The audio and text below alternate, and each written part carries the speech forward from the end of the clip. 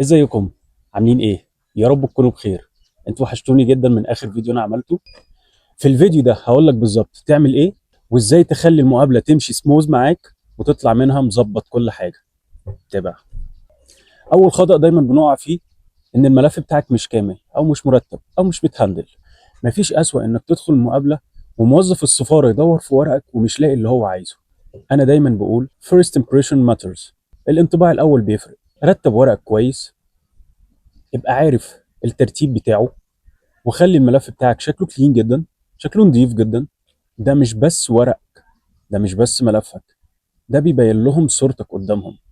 رقم اتنين، مش محضر نفسك للأسئلة ليه؟ في ناس بتدخل وبتقول أنا هرتجل، أنا هرد على أي سؤال، أنا هجاوب أي إجابة. الكلام ده غلط، الكلام ده مش صح، الكلام ده ما تعملهوش في السفارة. الحقيقة إن الثقة من غير تحضير دوشة فاضية. مع رأي المثل اللي بيقولوه هنا confidence without preparation it's just noise يا صديقي. طيب اعمل ايه علشان اتفادى حاجه زي كده؟ بسيطه. حضر الاسئله المتوقعه، درب نفسك بصوت عالي، حتى لو هتقف يا سيدي قدام المرايه زي ما قلت لك في الفيديو اللي فات وتعمل شادوينج، مفيش مشكله، خلي كل حاجه واضحه قدامك. الكلام الكتير الزياده، ودي رقم ثلاثة.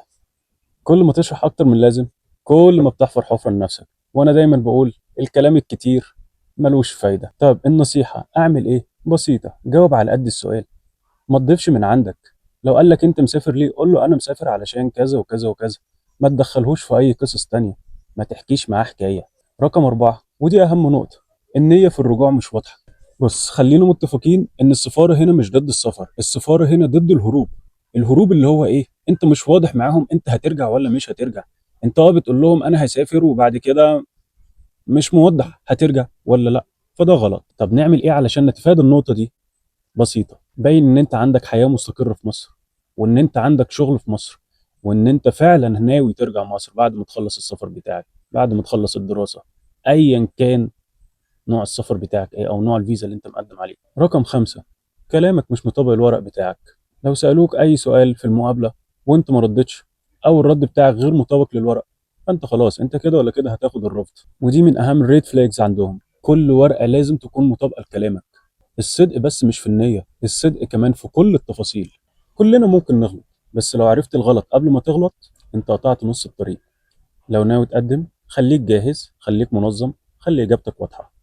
واكتب لي في الكومنت تحت ايه اكتر حاجة قلقان منها في المقابلة، او شاركني لو حصل معاك اي موقف مشابه في السفارة. انا برد على كل واحد بنفسي. وما تنساش تعمل لايك وشير وسبسكرايب للقناة، وتستنى الفيديو الجاي اللي هيكون عن ازاي تجاوب عن اصعب سؤال في السفارة، هترجع بلدك ولا لا.